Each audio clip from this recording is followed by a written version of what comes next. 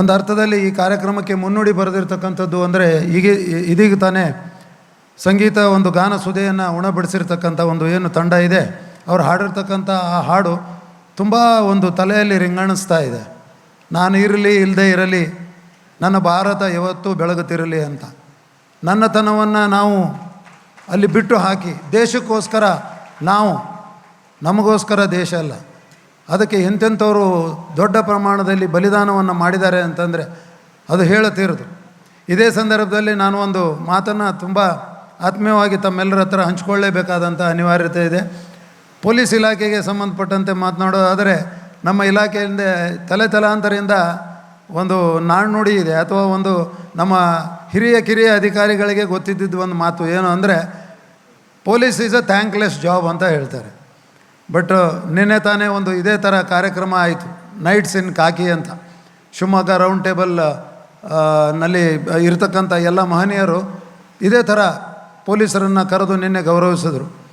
ಅದೇ ಥರ ನಮ್ಮ ಬಳ್ಳಿಕೆರೆ ಸಂತೋಷ್ರವರು ಸಲ್ಯೂಟ್ ಅನ್ನೋ ಪ್ರೋಗ್ರಾಮನ್ನು ಒಂದು ನಿರಂತರವಾಗಿ ಒಂದು 7-8 ವರ್ಷಗಳಿಂದ ಮಾಡ್ತಾ, ಪೊಲೀಸ್ ಇಲಾಖೆ ಥ್ಯಾಂಕ್ಲೆಸ್ ಜಾಬ್ ಅಲ್ಲ, they are doing all thankful job, so we are there behind them ಅಂತ ಬೆನ್ನು ತಟ್ಟಿ ಅವ್ರನ್ನ ಇಲ್ಲಿ ಕರೆದು ಕೂರಿಸಿ ಪ್ರೋತ್ಸಾಹಿಸಿ ಅವ್ರಿಗೆ ಅವ್ರದ್ದೇ ಆದಂಥ ಒಂದು ಏನು ಪೊಲೀಸ್ ಮಾಡ್ತಕ್ಕಂಥ ಕೆಲಸ ಕಾರ್ಯಗಳಿಗೆ ನಾವು ನಿಮ್ಮ ಹಿಂದೆ ಇದ್ದೀವಿ, ನಿಮ್ಮ ಕೆಲಸ ಕಾರ್ಯಗಳನ್ನು ನೀವು ಮಾಡ್ತಾ ಹೋಗಿ. ಈ ಬರೀ ಸನ್ಮಾನವನ್ನು ಸ್ವೀಕರಿಸಿ ಮರೆತು ಬಿಡೋದಂತಲ್ಲ, ಆ ಸನ್ಮಾನ ಅಂದರೆ ಜವಾಬ್ದಾರಿ ತುಂಬ ಜಾಸ್ತಿ ಆಗ್ತದೆ. ಸೊ ಹಾಗಾಗಿ ಇನ್ನೂ ಹೆಚ್ಚು ಎತ್ತರಕ್ಕೆ ಬೆಳಿಬೇಕು ಅಂದರೆ ವ್ಯಕ್ತಿಗತವಲ್ಲ, ಈ ಸಮಾಜಕ್ಕೆ ನಾವೇ ಗಂಧದ ಕೊರಡಿಗಿನಂತೆ ನಾವು ನಮ್ಮನ್ನು ತೆಗೆದುಕೊಂಡು ಸುವಾಸನೆಯನ್ನು ಪಸರಿಸಬೇಕು. ಎಂತೆಂಥ ಅತ್ಯುನ್ನತವಾದಂಥ ಸೇವೆಯನ್ನು ಸಲ್ಲಿಸಿದೆ. ನಿನ್ನೆ ತಾನೇ ಕಾರ್ಯಕ್ರಮದಲ್ಲಿ ನಾನು ನೆನೆಸ್ಕೊಳ್ತಿದ್ದೆ, ಒಂದು ಮೇಜರ್ ಉನ್ನಿಕೃಷ್ಣನ್ ಅವರು ಇದ್ದರೆ ಒಂದು ಕಡೆ, ನಾವು 1999ರಲ್ಲಿ ಕಾರ್ಗಿಲ್ ಯುದ್ಧದಲ್ಲಿ ಆಗಿರ್ತಕ್ಕಂಥ ಒಂದು ಸನ್ನಿವೇಶದಲ್ಲಿ ನಾವು ಕಳ್ಕೊಂಡಿರ್ತಕ್ಕಂಥ ಅನೇಕ ಹುತಾತ್ಮರಿದ್ದಾರೆ.